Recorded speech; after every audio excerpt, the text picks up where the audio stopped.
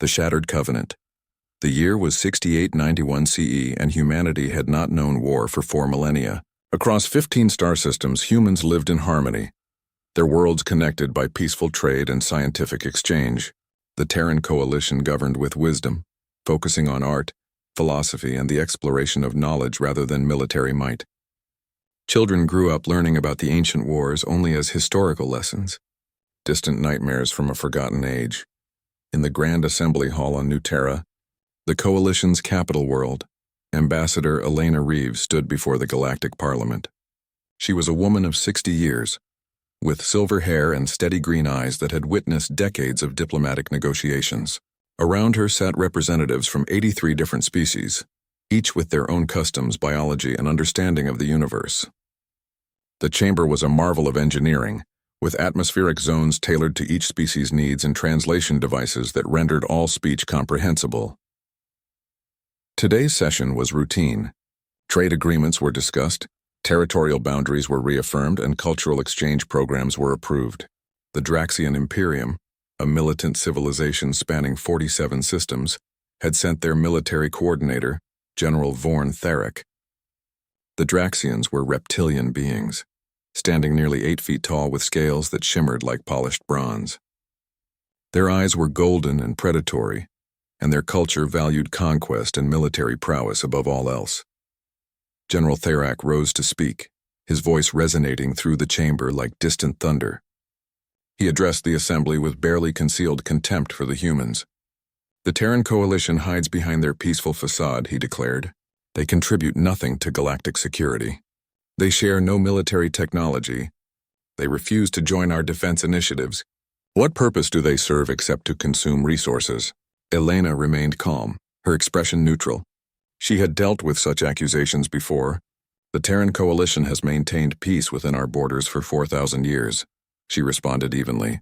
We contribute through scientific research, medical advancements, and cultural enrichment. We have never sought conflict with any species, nor do we intend to start. Our choice of peace is not weakness, General. It is a deliberate path we have chosen after learning the cost of war. Tharek laughed, a harsh sound that made several delegates shift uncomfortably. Your ancestors nearly destroyed themselves, he said mockingly. You learn nothing except fear. You are sheep pretending to be shepherds. One day the galaxy will see you for what you truly are. The session ended with tension hanging in the air. Elena returned to her private quarters and filed her daily report. Everything appeared normal, though she noted Tharek's unusual hostility. She could not have known that her words would prove prophetic within days. Far from the political centers of power, the civilian research vessel Horizon's Promise traveled through neutral space between human colonies. The ship was not military, carried no weapons, and flew under peaceful registry recognized by all galactic powers. Its mission was educational, carrying 450 children aged 6 to 17, along with their teachers and guardians. These young people were traveling to the newly established colony of Aurora Prime, where they would study xenobiology and participate in humanity's first major interspecies cultural exchange program. Captain Elena Vasquez commanded the Horizon's Promise. She was a career explorer, 42 years old, with dark hair pulled into a practical braid and eyes that sparkled with curiosity about the universe. She had made this journey 3 times before without incident. The route was well-traveled and considered completely safe. The children filled the ship with life and energy. They attended classes in observation lounges with massive windows showing the stars. They played in recreational areas designed for low-gravity games. They talked excitedly about the alien species they would meet and the discoveries they would make. The older teenagers helped care for the younger ones, and the teachers maintained order with gentle authority.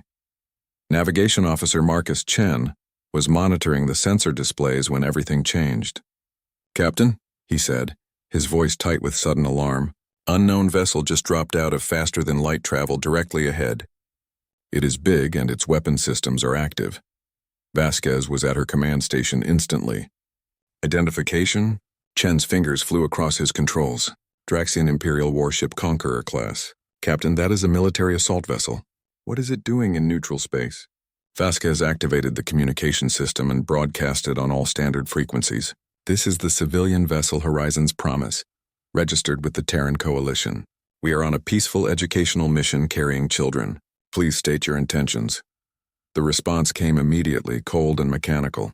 "Human vessel, you will cut your engines and prepare for boarding. Any resistance will result in immediate destruction. You have 30 seconds to comply." Vasquez felt ice flood her veins. She looked at her crew, seeing her own fear reflected in their faces. They were educators and explorers, not soldiers. The ship had no weapons, no shields beyond basic radiation protection, and no way to outrun a military vessel. "Send a distress signal," she ordered. "Full emergency broadcast. Include our position, the situation, and the ship's registry. Make sure they know we have children aboard." Chen worked frantically. "Distress signal sent, Captain, but we are 3 days from the nearest Terran outpost. Even if they receive it immediately, help cannot reach us in time." Vasquez made the only decision she could. She cut the engines. The Draxian soldiers came through the airlocks like an invading tide. They wore heavy combat armor that made them look even more massive and intimidating. Their weapons hummed with barely contained energy. They moved with military precision, securing the ship section by section with brutal efficiency. The crew was herded into the cargo bay. The children were gathered in the main common area, surrounded by armed soldiers. The younger ones cried, confused and terrified. The older students tried to be brave, but fear showed clearly in their eyes. Teachers and guardians held the children close, trying to offer comfort while feeling utterly helpless. A Draxian commander entered the common area. His armor was decorated with symbols of rank and past victories. His golden eyes swept over the frightened children with cold calculation. He approached Captain Vasquez, who stood protectively in front of her crew. "These specimens will serve the Imperium," the commander stated flatly. "Human genetic adaptability is unique in the galaxy. Your species can survive in environments that would kill most others. We will use these young ones to enhance our own people, to create soldiers who can conquer any world." Vasquez felt rage and horror warring inside her. "They are children," she said, her voice shaking. "They are not specimens or genetic material. They are living beings with families who love them. You cannot do this." The commander's expression did not change. "The strong take what they need. The weak accept their place. This is the natural order of the universe.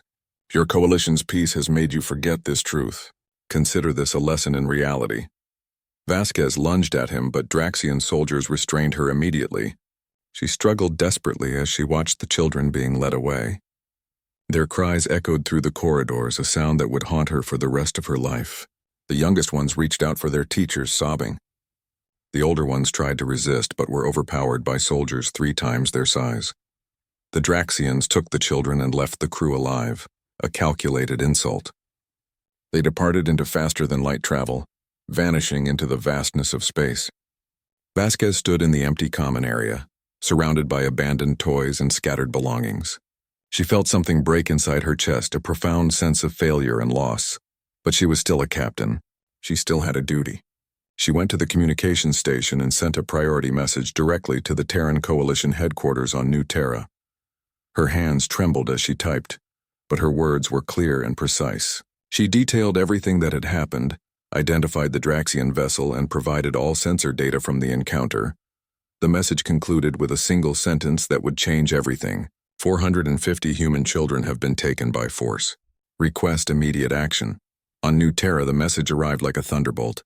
For the first time in 4,000 years, humans had been attacked. For the first time in 4 millennia, human children had been abducted by an alien power. The news spread through the coalition government within minutes, and within hours, every human across 15 star systems knew what had happened. The Terran Council convened an emergency session. 12 representatives from each major world gathered in a secure chamber deep beneath New Terra's surface. This room had been built at the end of the ancient wars as a reminder of what humanity had endured. The walls were lined with historical records, images of destroyed cities and burned worlds, reminders of the price of conflict. Administrator Michael Chen presided over the council. He was 70 years old, a lifetime dedicated to maintaining the peace his ancestors had fought so hard to achieve. His hands trembled slightly as he read the report from the Horizon's Promise. Around him, council members sat in shocked silence. "We must respond," said Counselor Amara Okafor from the Mars territories. Her voice was steady, but her eyes blazed with anger. "We cannot allow this to stand. Those children are our responsibility. Respond how? asked Counselor David Park from the outer colonies. We have no military. We have maintained peace for 4,000 years precisely because we chose not to build weapons of war. What can we possibly do against the Draxian Imperium? Administrator Chen raised his hand and silence fell. There is something I must tell you, he said quietly. Something that has been kept secret by a very small number of people across many generations. We do have a military capability. It is called Project Sentinel. Gasps filled the chamber. Most of the council members had never heard of such a thing. Chen activated a holographic display and images filled the air above the table. Massive shipyards hidden in dark space far from any inhabited system. Automated facilities that had operated in secret for millennia. Weapons technology that had been continuously developed and improved, while the rest of humanity pursued art and philosophy. Admiral James Carter stepped forward from where he had been waiting in the shadows. He wore a simple gray uniform that no civilian would recognize, but every line of his bearing spoke of military discipline. His family had maintained Project Sentinel for 8 generations, training in secret, hoping their skills would never be needed. We currently have 75,000 warships, Carter said, his voice firm and clear. They are maintained by artificial intelligence systems and skeleton crews who train continuously. The technology incorporates everything humanity learned during the ancient wars, improved and refined over 4 millennia. We never forgot how to fight. We simply chose not to. Why? Demanded Counselor Okafor.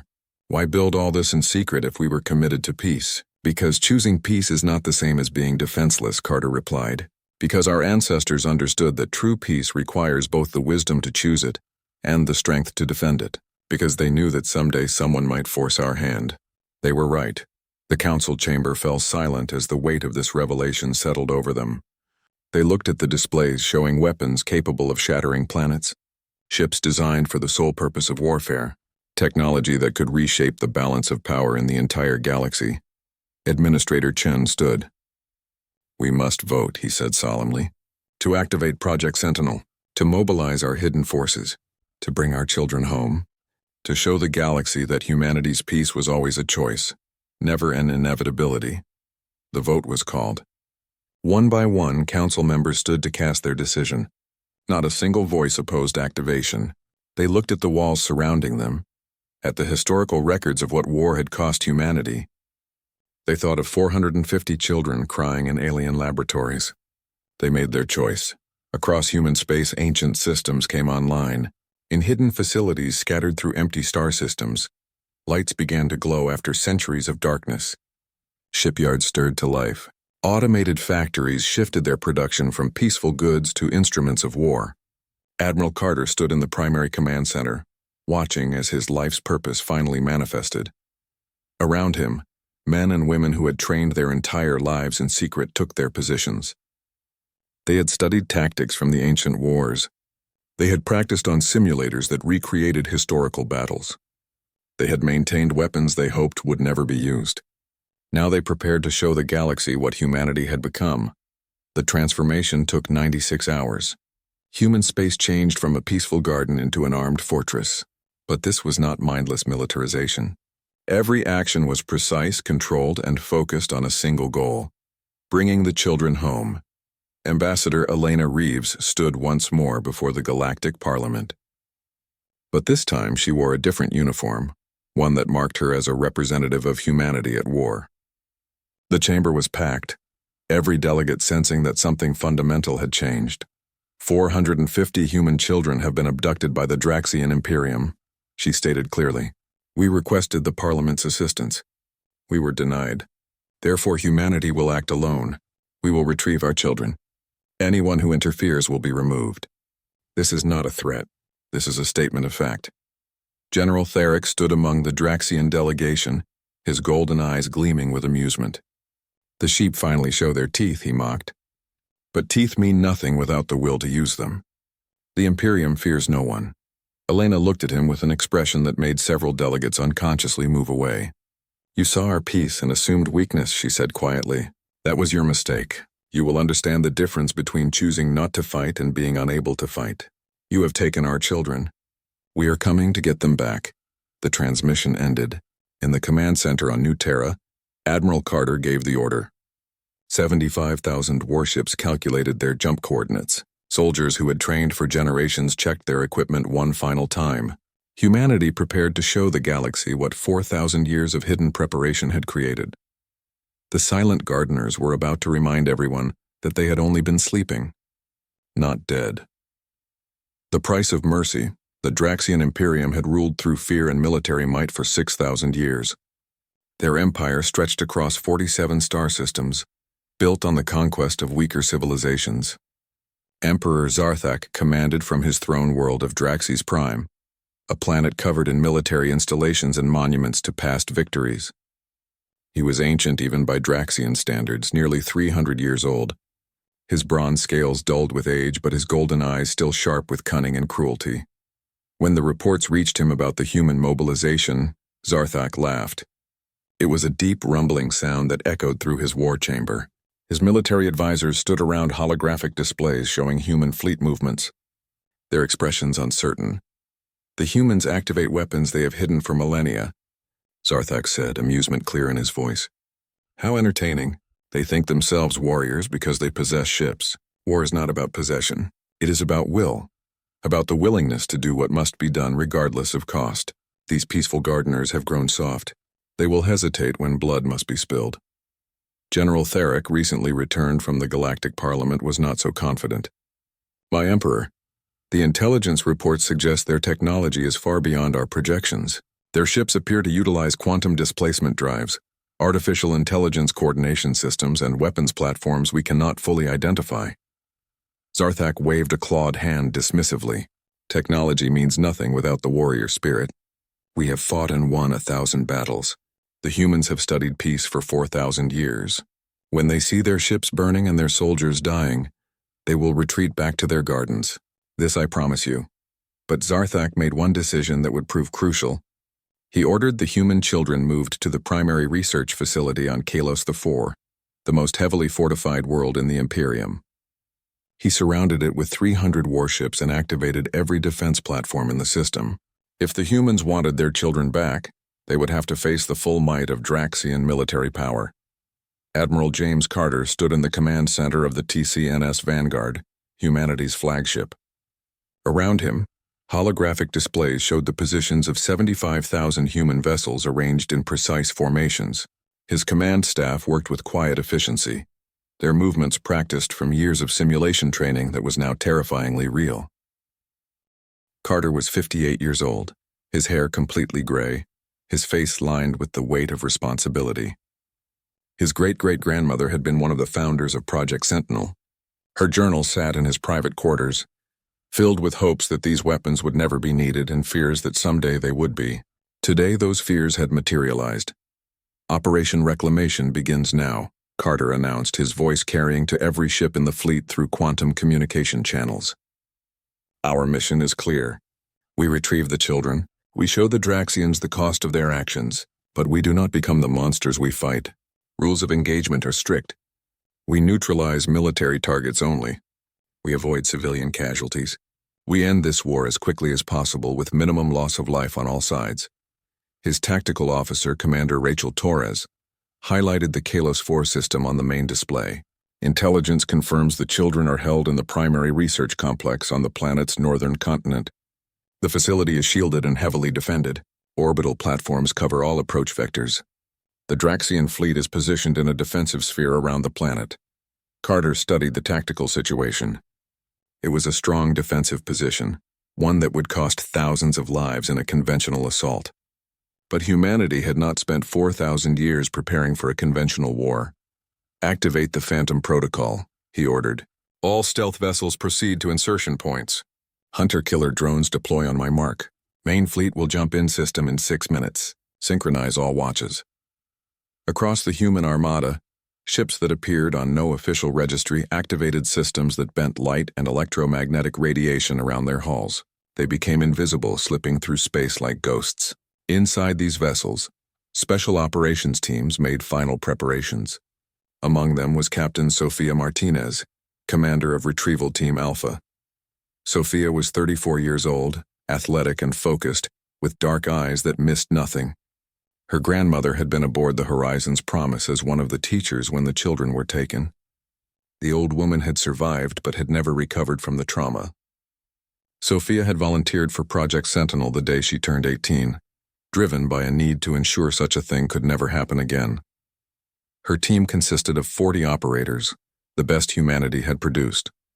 They wore adaptive armor that could become nearly invisible, carried weapons that could stun or kill depending on the setting, and were enhanced with neural implants that allowed them to communicate silently and share tactical data in real time. 5 minutes to insertion, Sophia told her team. Remember, the children are our priority. Everything else is secondary. We go in fast, we extract clean, we get them home. Questions? There were none. These men and women had trained together for years. They knew each other's thoughts and capabilities intimately. They checked their equipment one final time and waited. The human fleet emerged from faster-than-light travel in perfect synchronization. One moment, the Kilos 4 system was quiet. The next, 75,000 warships materialized in precise formations that surrounded the Draxian defensive positions. It was the largest military operation humanity had conducted in 4 millennia, and it unfolded with the precision of a surgical instrument. Draxian commanders stared at their sensors in disbelief. The numbers were impossible. The formations were perfect. The technology readings were beyond anything in their databases. For the first time in 6,000 years of Draxian military history, their warriors felt something unfamiliar: uncertainty. Admiral Kelvax commanded the Draxian defense fleet from his flagship, the Eternal Conquest. He was a veteran of 50 campaigns, decorated and respected throughout the Imperium. He looked at the human vessels surrounding his position and made his decision.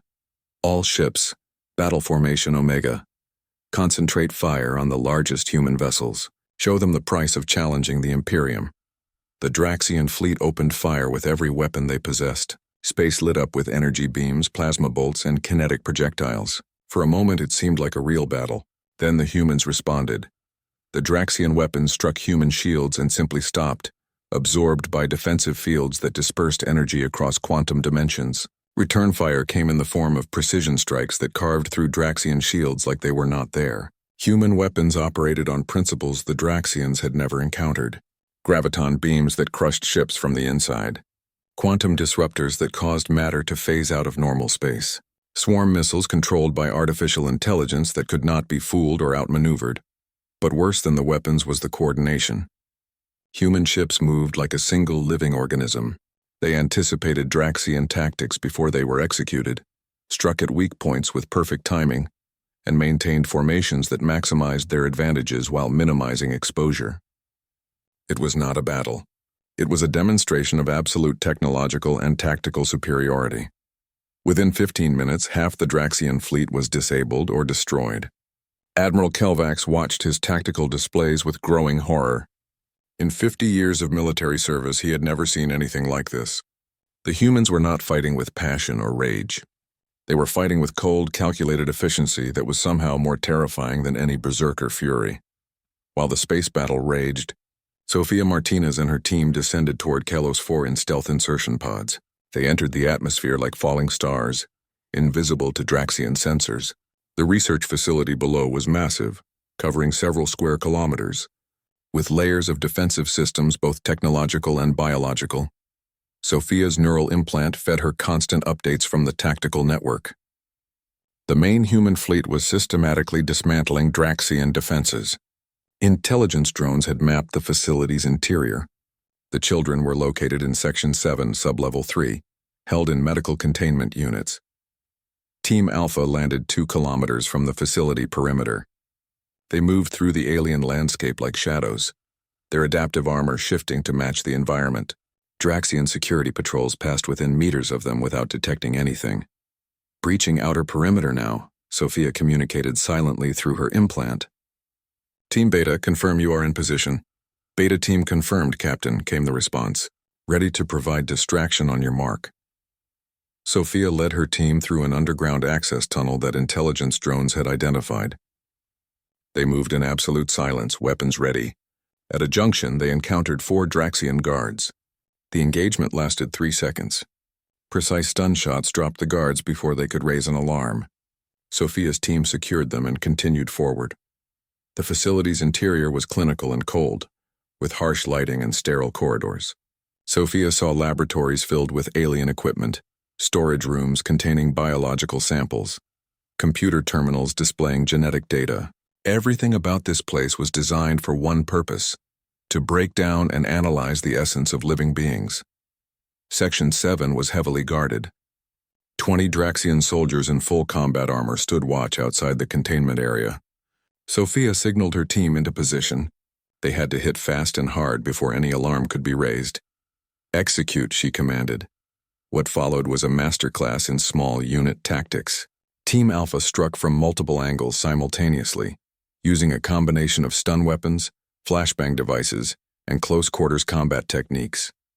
The Draxian guards were well-trained and dangerous, but they were facing operators who had spent their entire adult lives preparing for exactly this type of mission.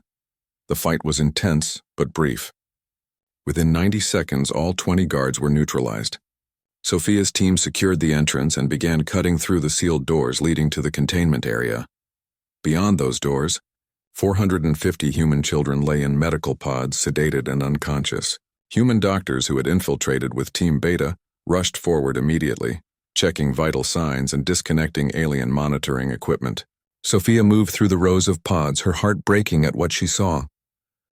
The children ranged from 6 to 17 years old.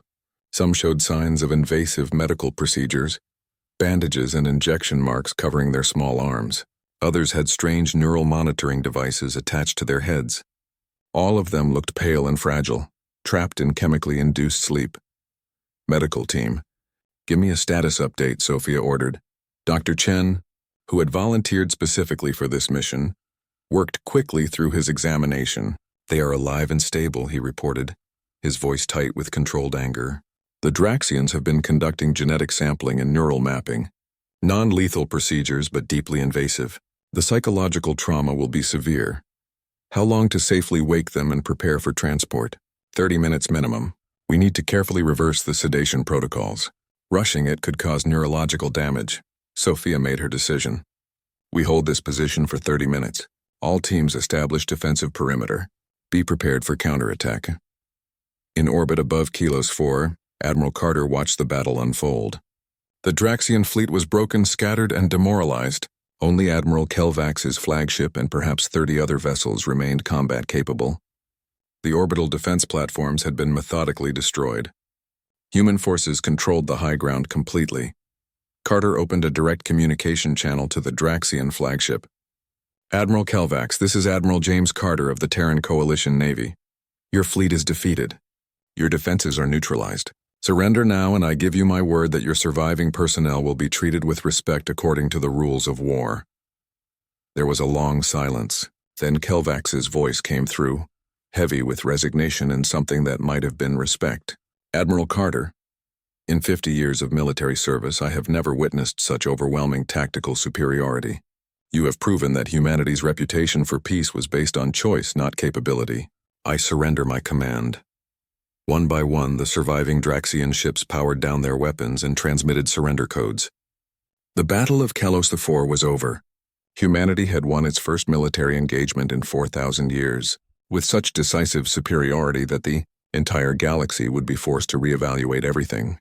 They thought they knew about the peaceful Terran coalition.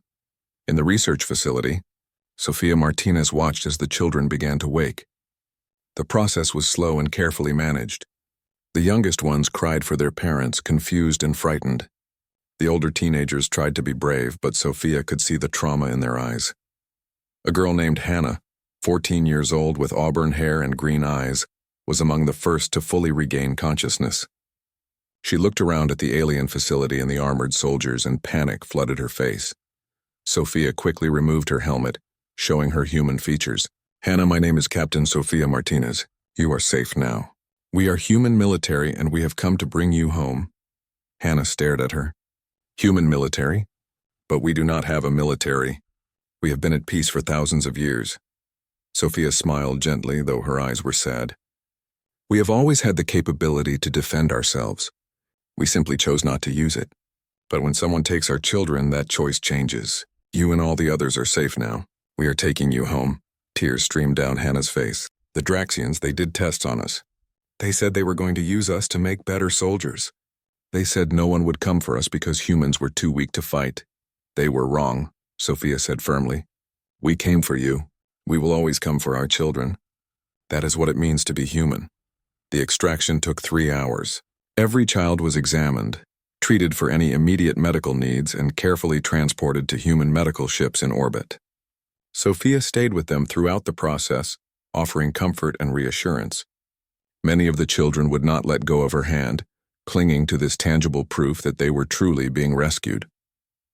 On Drax's Prime, Emperor Zarthak received the reports from Kalos IV with growing disbelief.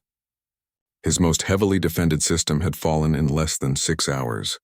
His fleet had been destroyed. The human children had been recovered. And all of this had been accomplished by a species he had dismissed as weak and incapable. General Tharek stood before him, scales darkened with shame. My Emperor, we have underestimated the humans catastrophically. Their technology surpasses ours by centuries. Their tactical capabilities are beyond anything we have encountered. If they choose to press their advantage, they could conquer our entire empire within weeks. Zarthak was silent for a long time. Finally, he spoke, his voice heavy with a wisdom that came too late. We saw their peace and assumed it meant they had forgotten how to wage war. We did not understand that their peace was a choice made from strength, not weakness. We have awakened something terrible. He activated his communication system and sent a message directly to Admiral Carter. Admiral Carter of the Terran Coalition, this is Emperor Zarthak of the Draxian Imperium. I request formal negotiations to end hostilities. The children have been returned. We acknowledge our error. What are your terms? Carter's response was swift and uncompromising. Emperor Zarthak, humanity's terms are as follows. First, complete reparations for what was done to our children, including medical care and psychological support for as long as necessary. Second, all Draxian personnel involved in the abduction and experimentation will face trial in a neutral court. Third, the Draxian Imperium will sign the Sentinel Accord, a treaty ensuring the protection of civilian populations throughout the galaxy. Fourth, you will personally appear before the Galactic Parliament to account for your actions. These terms are not negotiable. Zarthak listened to the demands. They were harsh but fair, designed more to ensure justice than to humiliate. He recognized in that moment that he was dealing with a civilization that understood the difference between victory and vengeance. I accept all terms, he said. The Draxian Imperium will comply fully. The Galactic Parliament convened an emergency session. Every species sent their highest representatives. The chamber was packed beyond capacity. Ambassador Elena Reeves stood once more at the center of the Great Sphere, but she was not alone. Admiral Carter stood beside her in full military uniform. Behind them, holographic displays showed footage from the Battle of Kalos IV. The Parliament watched in stunned silence as the recording played. They saw the human fleet materialize with perfect precision. They saw Draxian defenses crumble before weapons they could not comprehend. They saw the rescue operation executed with surgical efficiency. When the footage ended, the chamber remained silent for nearly a minute. Finally, the Karathi Federation delegate spoke. Ambassador Reeves, Admiral Carter, the Parliament demands an explanation. How long has humanity possessed such military capability? Why was this kept secret?